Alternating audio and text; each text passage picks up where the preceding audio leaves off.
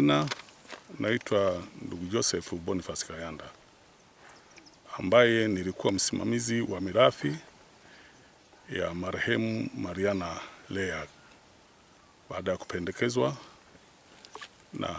na ndugu ili iweze kwenda kusimamia mirathi. Nilifanya hivyo, nikatekeleza usimamizi wangu wa mirathi, nikafungua kesi namba 4 ya mwaka 24. Na kesi hiyo ilienda, baadaye ilipingwa na Madoshi Eradius Makene ambaye alifanya forgery ya kikao kingine cha kwake kilichompendekeza ndugu Malale Rutonja kuwa msimamizi wa mirathi mwingine, akanipinga. Kesi ya kupinga usimamizi wangu wa mirathi iliendeshwa na mahakama ya mwanzo Idetemia, ambayo ilienda baadaye mimi nikateuliwa, nikamshinda, nikateuliwa kwa msimamizi wa mirathi ya marehemu Mariana Lea.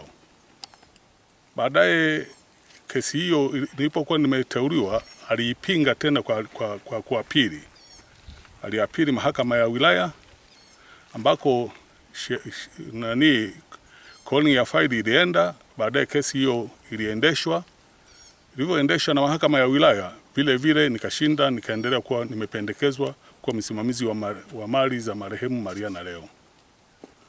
Nimekwenda nayo hivyo mpaka nikaenda nikamaliza, nikakamilisha hilo, nikarudi kwenye shauri langu la kuendeleza shughuli ya mirathi.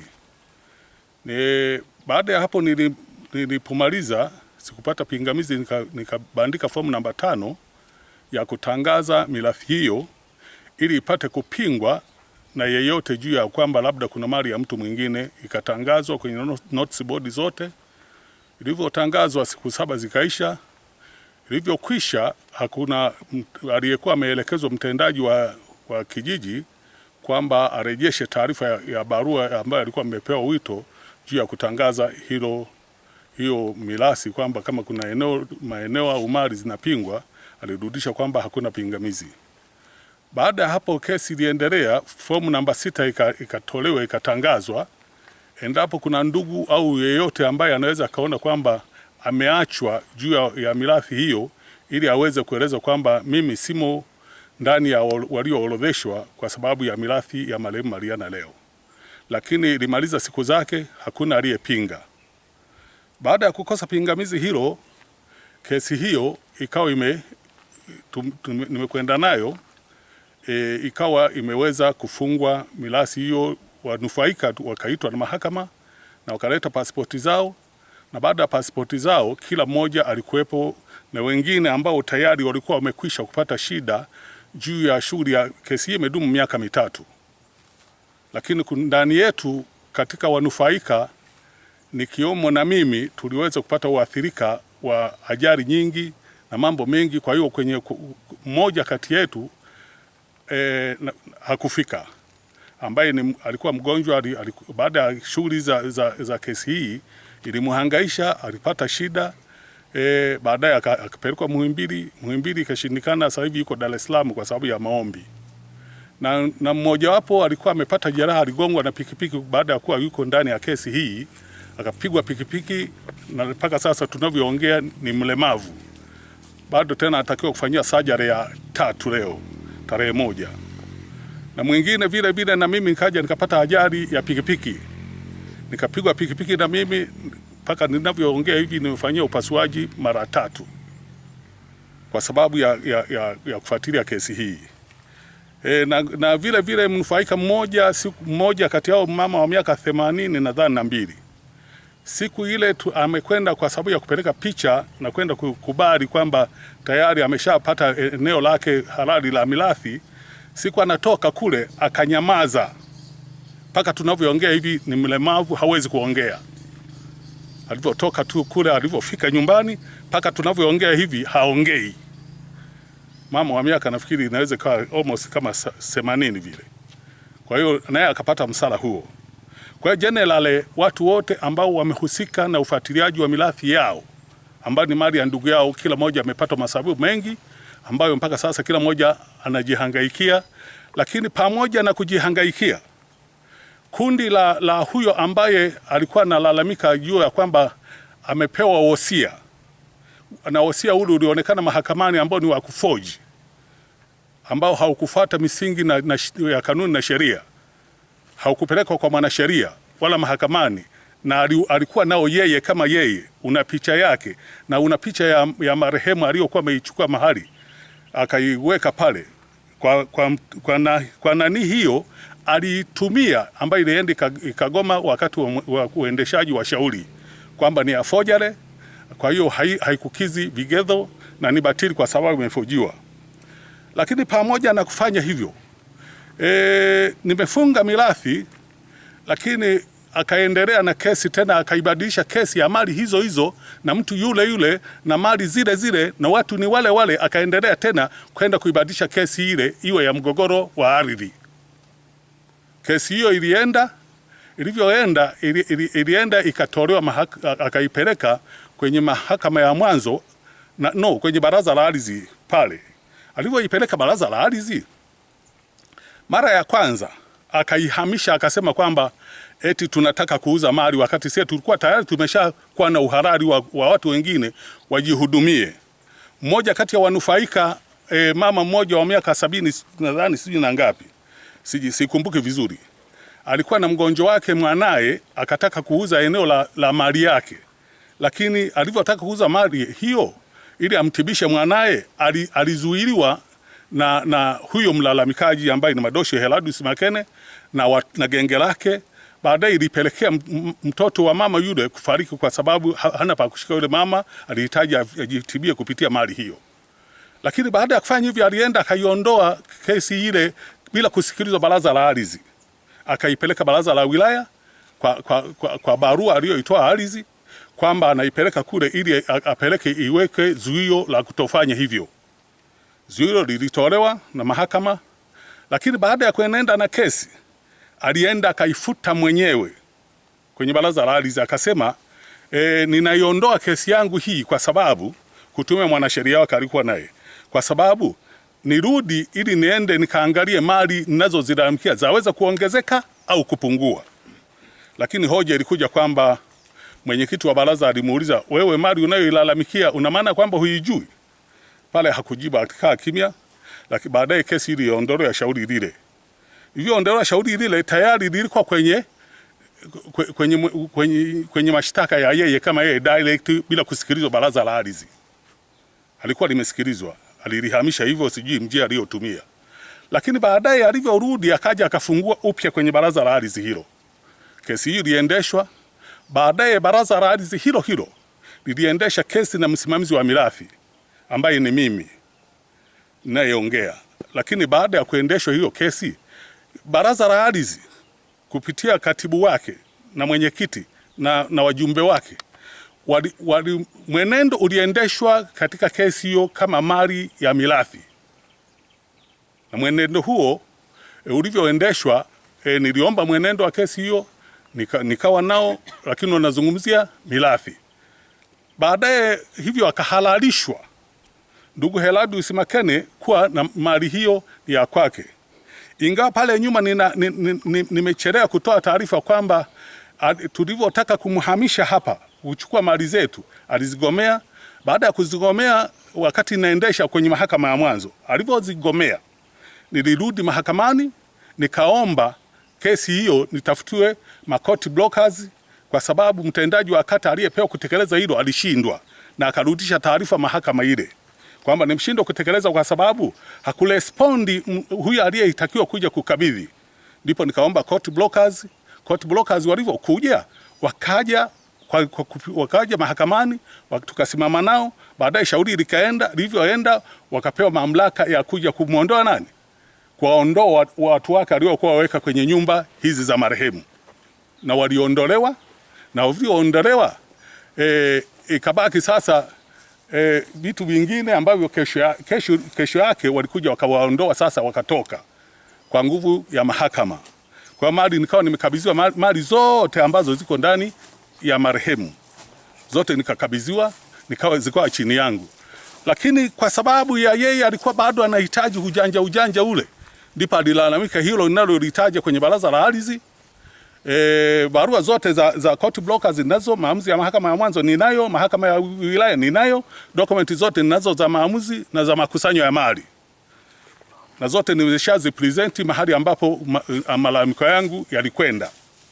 Lakini baada ya hapo sasa alikuja akafungua kesi hiyo baraza la ardhi, akampa uhalali Madoshi Makene kwamba kuanzia tarehe ambayo walitoa maamuzi ni mali yake, huyo katibu na wajumbe wake na mwenyekiti wake. Lakini mimi nilihoji mamlaka, nyie kwenye shauri hili baraza la ardhi, mamlaka linayo wapi ya kumgawia mali huyu? Kwa sababu nyie ni wapatanishi na hamna mamlaka ya kutoa hukumu. Akasema tumemaliza. Okay, mmemaliza sawa. Naomba sasa nataka ni apili. Nikaapili. Nilivyo apili mahakama ya wilaya ambayo ni baraza la wilaya lililoko Mwanza. Nikapeleka apili yangu, kesi ilienda, wakaniandikia notice ile. Notice ile katibu aliandika, akaieleza kwamba ameshindwa kutoa maamuzi kwa sababu ameshindwa kubaini nani awe mrithi wa mali za marehemu. Nilimuuliza kwa nini hapa, kama ulijua kwamba tunatafuta mrithi, hii kumbe ni mali ambayo inatokana na mirathi. Sasa inakuwaje? Hii si mwenendo umekwenda hivyo. Akasema okay sawa. Nikaichukua hiyo apili, nikaenda nayo Mwanza kwenye baraza la wilaya. Then nilivyosimama kesi hiyo, baraza la wilaya lilitoa kesi hiyo kwa sababu inazungumzia mirathi ambayo ni urithi. Ni nani au mrithi wa mali hiyo. Kwa kusema kama ni mgogoro wa ardhi inatakiwa irudi kaanze upya. Kwa maana ya kwamba iainishe mashamba mengine na nini. Lakini mimi nikasema mimi sina mgogoro wa ardhi. Kesi yangu mimi nishafunga na nimemaliza na tayari wanufaika nimeshawagawia, ninarudisha huku. Walivyoiondoa baraza kule, nikaona mimi kesi yangu sina tena. Baada ya hapo tena nikapata calling tena ya ujumbe wa rejea wa baraza la ardhi linalonihitaji mimi tena. Mwezi nafikiri ilikuwa ni mwezi huu nadhani, kama sijakosea, mwezi wa 7. Nilivyorudi nikakutana, nikaletewa samasi ile inanihitaji mimi. Nikamwambia kwa nini mnanihitaji mimi wakati sina kesi inayohusiana na migogoro wa ardhi wala mirathi, kwa sababu mimi mirathi ishaifunga, na nilivyoifunga mahakama tayari imeshanirudishia death certificate, na bado na mimi form namba 4 nimeshairudisha kwao, ilirudi mahakamani. Kwa hiyo alitakiwa aapili kwenda kwenye mahakama nyingine au arudi pale kwamba mali yake nyingine imekwenda na wanufaika. Huko amekuja kufanya nini? Tuna barua sijui inatoka wapi, kumbe barua ni ya mwanasheria sio ya mahakama. Basi nikasema basi twende, mimi nimekuja kwa sababu ya shauri mmeniita, lakini bado mimi ni mgonjwa vile vile ambayo nimeathirika na majanga ya kesi hii. Kwa hiyo siwezi kusikiliza sasa hivi kwa sababu condition inanizuia, kwa sababu sina muda wa kuweza kuongea vizuri. Basi baadaye ikapigwa tarehe 13 mwezi ujao. Lakini baada ya hapo wanufaika walifanya mobilization nyingine. Wakajimobilize wakaenda kwa mkuu wa wilaya. Baadaye shauri hili lilikwenda kasikilizwa na Dasi alivyoliendesha akaliona. Alivyoliona hivyo amerudi baadaye siku moja, na mimi nikawa nimeenda. Baada ya kuniita aliyekuwa nasimama na wanufaika nikawa pamoja naye, lakini Dasi akashauri kesi hiyo, swala hili limeonekana kuna ujanja fulani ambao sio wa kweli, na unaonekana kuna kitu ambacho kipo. Sasa kilichofanyika, Dasi akashauri ni vyema mwende PCCB ili lichunguzwe swala hili kwa sababu kuna ujanja ndani. Kama shauri limemalizwa na mahakama, baraza la ardhi linapata wapi nguvu ya kulirudisha kwao? Kwa sababu mahakama ni ya juu sana na kesi hii ni ya mirathi, na baraza la ardhi halisimamii nini mirathi. Ikabidi sasa liende wapi? TAKUKURU. Likawasilishwa TAKUKURU, lakini baada ya hivyo lilivyokwisha hivyo TAKUKURU alijaishwa mpaka leo sijajua naendelea na nini. Wakasikia wanufaika kwa sababu tayari walikuwa wameshafanya mobilization ya kwenda Dodoma kwa waziri mkuu.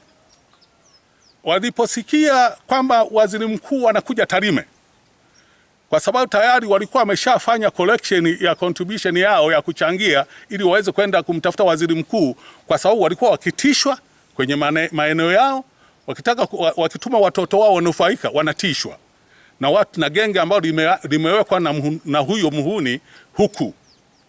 Wanatishwa, wanaelezwa kwamba wakikutana nao wanaambia hata mkinawa hamwezi kula, mtaishia kunawa. Hoja inakuja, wataishia kunawa kwa sababu ipi? Hao watu wapo ambao wanafanya hayo, ingawa nitawakoti kwa majina kwa sababu sina evidence. Wao wanasemwa na wale wanaokutana nao kwamba yupo bwana mmoja anaitwa bwana Jeff Takashimba na mwingine sijui wanamsema ni Komanya nani mnamsema? Komanya Mabula. Wanakwenda wanafanya mazuio. Hata wakati wa mgonjwa yule alipokuwa anaugulio wa mnufaika huyo mmoja, alikuwa akitishwa, wakija wanunuzi wanatishwa, wanaambiwa hayo maneno yanayotumika. Wanashindwa kununua kwamba shamba lile bado lina nini? Ya mgogoro, na baadaye mtoto wa mnufaika yule amepoteza uhai mwezi jana nadhani. Kwa hiyo akapoteza maisha kwa sababu ameshindwa kujikimu. Mama yule wa miaka 70 na hana namna pa kushika. Aliona mali aliyopata kupitia mali ya mzazi wake imsaidia mwanae, haikuwa hivyo kwa sababu ya kuzuia na watu wale. Na baada ya hapo sasa kilichotokea katika madhira hayo, mimi niliendelea sasa kusubiri wanufaika wanalalamika nini. Wanufaika hao mobilization yao kamsikia waziri mkuu yuko Tarime. Walikimbia Tarime hao wanufaika na wawakilishi wao, ambaye ni kijana ambaye alikuwa anasimama na mama aliyenyamaza ambaye hawezi tena kuongea. Walikwenda mpaka kwa waziri mkuu. Waziri mkuu huko Tarime, kwa taarifa ambazo walinirejeshea mimi, watu walikuwa wengi, lakini then pamoja na kuwa wengi hivyo, kilichofanyika waligawiwa kwenye makundi. Waziri mkuu alimtoa katibu wake kwenda kusikiliza hoja zinazohusiana na ardhi, na waziri mkuu huyo alimtoa waziri wa ardhi pamoja na katibu wake waende kusikiliza kujumika kwa sababu ya hoja hizo. Kilichotokea, kijana ambaye alikuwa anawasilisha huyo kwa niaba ya mzazi wake alimweleza na wakapiga simu kwa dasi na walipiga simu kwa katibu wa mkuu wa mkoa wakimwelekeza watu hao waliofika kule swala hili lishughulikiwe.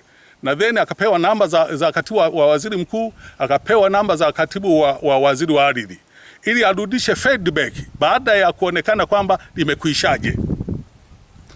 Kilichofanyika sasa baada ya hapo, kwa taarifa nyingine, wakasema wameweza kukutana na wanahabari na wakaenenda wakawaeleza, baadaye wakaenenda nao mpaka kwenye ofisi ya mkuu wa mkoa.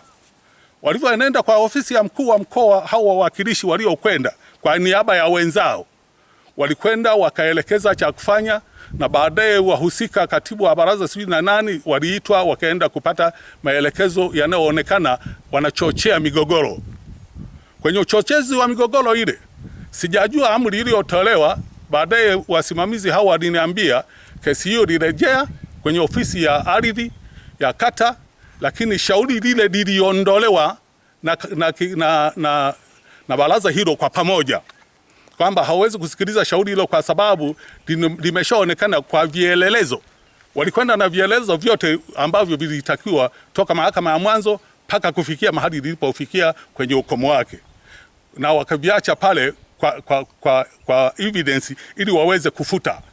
Shauri hile liliondolewa na baraza hilo kwamba lirudishwe liende kwenye mahakama iliyomaliza shauri hilo la mirathi, kama wana criticize kwamba wameonea au namna gani. Na fomu zote namba 5 namba 6 zote ziliwasilishwa kwenye baraza kama ushahidi wa kwamba kesi ilishakwisha na hakuna malalamiko. Lakini baada ya hapo sasa tena walikuwa wameweka zuio baraza la ardhi la kuzuia watu wote wasifanye shughuli humu. Lakini wakati ule mimi nilimwambia mamlaka hayo sijajua umeyapata wapi, kwa sababu wanaotoa amri ya kuzuia ni baraza la wilaya.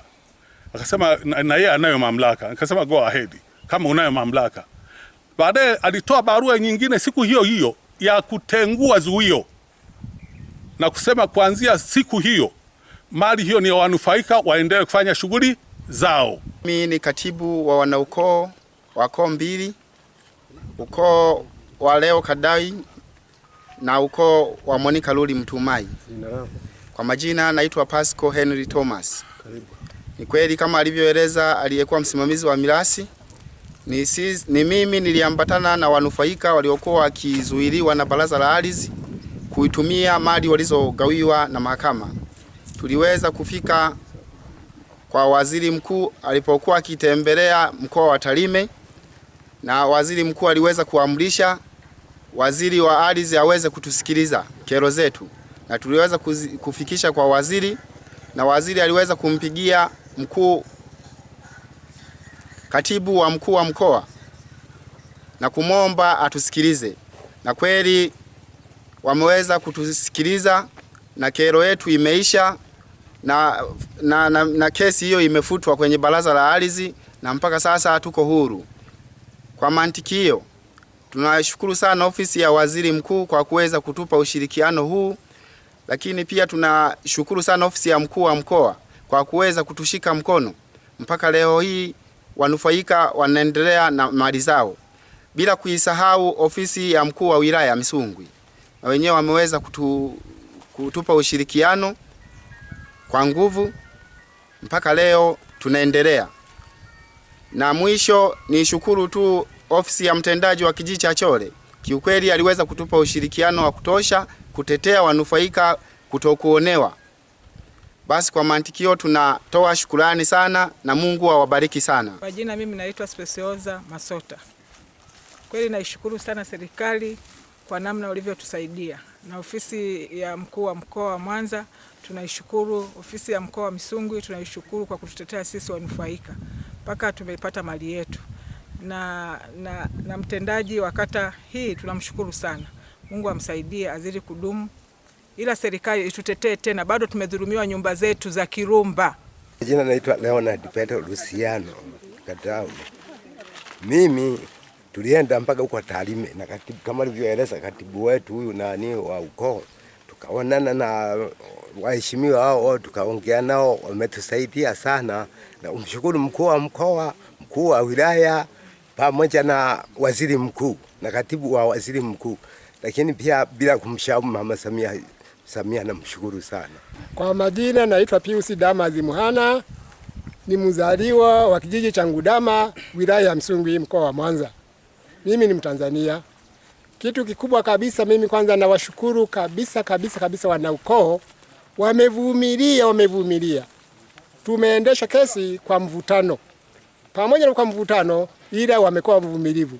Ninachowaomba tu wanaukoo wawe wavumilivu, mali tumeipata, kwa maana tumeipata iwe ina matumizi bora ili unufaike zaidi. Isije ikawa kwamba alafu utatumia ambavyo isivyo. Kwa maana hiyo basi, kwanza nawashukuru waandishi wa habari wote waliofika hapa. Ndio maana yake wanachukua matukio haya ni ya kutusaidia au ya kuwasaidia wananchi wote sehemu mbalimbali, sio kata ya Bukumbi, ni Tanzania nzima. Kitu kikubwa tunaomba ushirikiano. Kwa maana hiyo basi, sisi kwa kweli kesi imekaa karibu miaka mitatu. Ilikuwa inapaswa kwamba au mwaka mmoja iwe imeshaisha, kwa sababu hii ni mali yetu sisi kabisa. Basi kitu kikubwa basi ninachowaomba jamani, kuna mali yetu nyingine ambayo iko mjini Mwanza, na yenyewe hiyo kuna nyumba kule, kuna viwanja kule, lakini na wenyewe tulitamani na yenyewe tungeendesha moja kwa moja, lakini sasa labda wanaomiliki ni hao wakina Madoshi Makene. Basi naomba kwa furaha kubwa siku ya leo, hao wote tuliokaa nao hapa wote ni wanufaika, na waomba jamani, kipindi cha dakika hii tuwe na amani kabisa, kwa sababu sisi tunajua kwamba kesi hii imeisha kwa usalama kabisa. Sisi hatuna majanga na mtu.